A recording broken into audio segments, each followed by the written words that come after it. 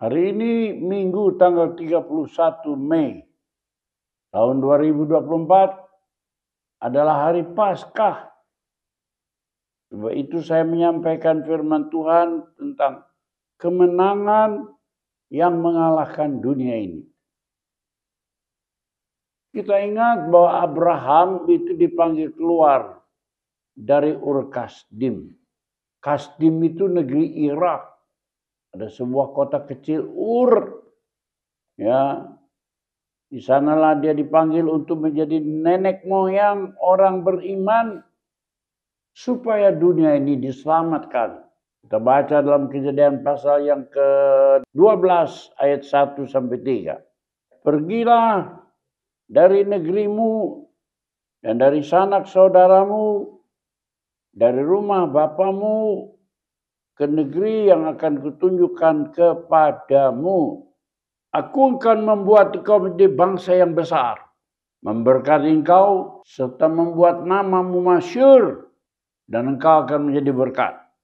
Aku akan memberkati orang yang memberkati engkau dan mengutuk orang-orang yang mengutuk engkau. Dan olehmu semua kaum di muka bumi akan mendapat berkat. Demikianlah kita mengetahui kemudian perintahnya dijalankan. Abraham bermukim di Kanaan, tanah perjanjian itu. Di sanalah kemudian diturunkan Tuhan hukum Taurat dan Injil keselamatan. Yesus lahir di sana. Tapi keselamatan bukan hanya untuk orang-orang yang mentaati firman Tuhan dan diam di Kanaan saja. Allah menoleh kepada bangsa Mesir, pusat kekafiran. Di sana terdapat ratusan Firaun selama kurang lebih 3.000 tahun. Mereka juga harus diselamatkan. Mesir dengan raja-rajanya yang disebut Firaun itu adalah pusat pemerintahan, tapi juga pusat pemujaan dirinya, sebab rakyat Mesir menganggap Firaun itu sebagai dewanya dan orang Mesir menyembahnya. Ya, ada lebih kurang 170 Firaun, mulai dari Firaun Marmer, disebut juga Firaun Menes, sampai kepada Firaun putri yang bernama Cleopatra. Negeri itu harus mengalami kuasa Allah agar mereka pun dapat diselamatkan. Ya, puji Tuhan, ada seorang buyut Abraham bernama Yusuf sempat menjadi menteri besar di negeri Mesir. Yusuf inilah yang mengatur perbekalan negeri Mesir, perekonomian negeri Mesir untuk mengatasi bencana kelaparan agar tidak menimpa Mesir. Dan dia berhasil turut membantu Firaun mengendalikan negeri Mesir sebagai orang besar dari Firaun. Tapi hal ini tidak terus demikian. Tak lama kemudian Yusuf meninggal dunia. Dan setelah Yusuf meninggal dunia, bangkitlah Firaun yang tidak mengenal Yusuf. Firaun inilah yang takut kepada bangsa Israel yang bertambah banyak. Supaya jangan bangsa Israel berontak atau bersekongkol dengan musuh nanti menyerang bangsa Mesir. Inilah ketakutan mereka, dan dari situlah mereka mulai menindas bangsa Israel. Bangsa Israel diperbudak, bangsa Israel kerja paksa, kerja rodi, dipaksa untuk membuat batu bata agar mereka dapat mendirikan 2 buah kota dekat Kairo sebagai kota perbekalan.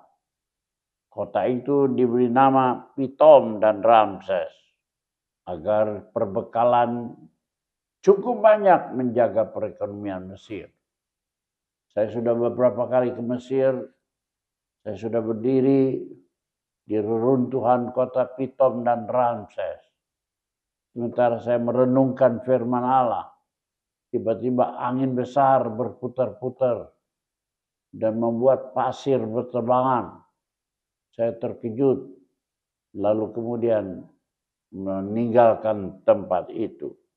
Dalam keadaan bangsa saya sangat tertindas, sangat berat mengerjakan pekerjaan rodi, diperbudak secara kejam. Maka Tuhan mengutus hambanya, Musa, agar Musa menuntun bangsa Israel meninggalkan negeri Mesir, kembali ke tanah Kanaan. Tetapi pada waktu itu, Firaun Mesir tidak menginginkan kehilangan budak. Mereka sudah terlalu nyaman punya budak-budak, bahkan dengan kerja rodi yang hebat itu. Sehingga mereka tidak mengizinkan mereka kembali ke negerinya. Oleh karena itulah, supaya bangsa Israel dapat kelepasan dari Mesir, maka Tuhan mengirimkan tulah-tulah, kutuk-kutuk untuk menghukum Firaun dan Mesir agar Israel diizinkan kembali ke negeri tanah perjanjiannya. Beberapa tulah disebutkan dalam Alkitab. Misalnya air sungai Nil menjadi darah, ikan-ikan mati semua. Juga penyakit sampar atas semua ternak di negeri Mesir. Selanjutnya Tuhan mengirimkan guruh, es, dan kesengsaraan api dari langit. Tapi mereka tetap mengeraskan hati dan tidak mengizinkan Israel kembali. Disitulah kemudian kita melihat Tuhan marah. Dan terakhir kalinya Tuhan mengirimkan tulah yang ke-10. Yaitu membunuh anak-anak sulung manusia dan binatang. Sehingga anak-anak sulung itu mati. Supaya Israel dapat mengalami pertolongan Tuhan. Agar boleh keluar dari negeri Mesir. Peristiwa itulah yang disebut Pesah atau Paskah sesuai dengan Keluaran pasal yang ke-12 ayat yang ketiga. Di sana dinyatakan haruslah engkau mengorbankan anak domba yang berumur 1 tahun, masih muda, untuk disembelih. Darahnya dibubuhkan pada tiang dan ambang pintu. Dagingnya harus dimakan, sisanya harus dibakar. Inilah yang mengingatkan kita kepada perjamuan kudus di dalam perjanjian baru. Peristiwa itu dasarnya dari sana. Nah, pada waktu itulah Tuhan akan membunuh semua anak-anak sulung manusia dan binatang yang tidak membubuhkan tanda darah pada tiang dan ambang pintu rumahnya. Tulah atau bencana ini sangat besar, menggetarkan Firaun dan Mesir. Dan pada saat itulah bangsa Israel melarikan diri menuju Laut Kolsom, yang disebut juga Laut Merah atau Laut Tebrau, untuk menyeberang ke tanah Kanaan. Namun Firaun, Ramses III, mengejar bangsa Israel. Tapi Musa mengacungkan tongkatnya sehingga Laut Tebrau, Laut Merah itu terbelah menjadi 2. Airnya bagaikan dinding tembok sehingga bangsa Israel bisa menyeberang melalui tanah yang kering. Dan disitulah kita melihat kuasa Allah yang luar biasa. Namun Firaun dan tentara Mesir mengejar mereka. Masuk di Laut Kolsom yang terbelah itu. Ketika dilihat oleh Musa bangsa Israel sampai di seberang, maka Musa mengangkat tongkatnya dan air laut itu yang tadinya terbelah berbalik kembali sehingga Firaun dan tentaranya habis binasa di dalam laut. Luar biasa Tuhan. Kemuliaan Allah dinyatakan untuk meruntuhkan kesombongan Firaun dan Mesir. Berakhirlah pemerintahan terakhir dari Firaun yang bernama Cleopatra. Ini ada perempuan ikon dunia untuk kecantikan dan kecerdasan. Sangat terkenal di dunia. Namun pada waktu itu mulai terjadi kerajaan Mesir runtuh karena kebangkitan Romawi. Pemerintahan yang di Roma itu, tentara Romawi, itu membawa kabar sukacita tentang kelahiran Yesus Juru Selamat. Pada waktu itu, Kaisar menyuruh mengadakan sensus pertama di seluruh dunia. Tertulis dalam kitab Injil Lukas. Di sanalah Yusuf dan Maria kembali ke Bethlehem. Dan di Bethlehemlah Maria melahirkan anak yang diberi nama Yesus, yang menurut Injil Matius 1, dialah yang menyelamatkan kaumnya. Lukas pasal 2 ayat 10, lalu kata malaikat kepada mereka, jangan takut, sebab sesungguhnya aku memberitakan kabar kesukaan besar untuk segenap bangsa. Sebab pada hari ini telah lahir Juru Selamat, yaitu Yesus Kristus. Pemerintahan Mesir berakhir, dikalahkan oleh Romawi yang membawa kabar sukacita itu. Disitulah kejayaan Mesir runtuh, dan inilah kemenangan yang mengalahkan dunia. Paskah itu bagi umat Kristen memberikan kelepasan dari dunia dan perbudakan dosa atas manusia.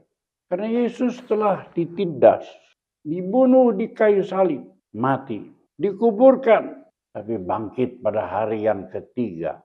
Sehingga 1 Korintus pasal yang kelima, ayat 55 dan 57 menyatakan, hai maut, di manakah kemenanganmu? Hai maut, di manakah sengatmu? Tetapi syukur kepada Allah yang telah memberikan kepada kita kemenangan oleh Yesus Kristus Tuhan kita. Sebab dia menjadi penebus dosa dan membebaskan manusia. Dia menang atas apa saja, termasuk juga atas kematian. Ingat saudara, semua manusia, semua nabi-nabi, semuanya mati. Tidak pernah ada nabi yang bangkit dari kematian. Tapi Yesus Kristus bukan hanya nabi, dia adalah Allah yang menjelma menjadi manusia. Dia adalah Juru Selamat yang menebus dosa kita. Dia mati tapi dia bangkit kembali. Inilah penebus kita yang memberi kemenangan kepada kita sekalian. Itulah sebabnya tulis dalam Yohanes pasal 3 ayat 16. Karena begitu besar kasih Allah akan dunia ini, sehingga telah dikaruniakannya anak yang tunggal, supaya setiap orang yang percaya kepadanya tidak binasa, melainkan beroleh hidup yang kekal. Inilah kemenangan yang mengalahkan dunia. Selamat Hari Paskah. Tuhan Yesus memberkati. Amin.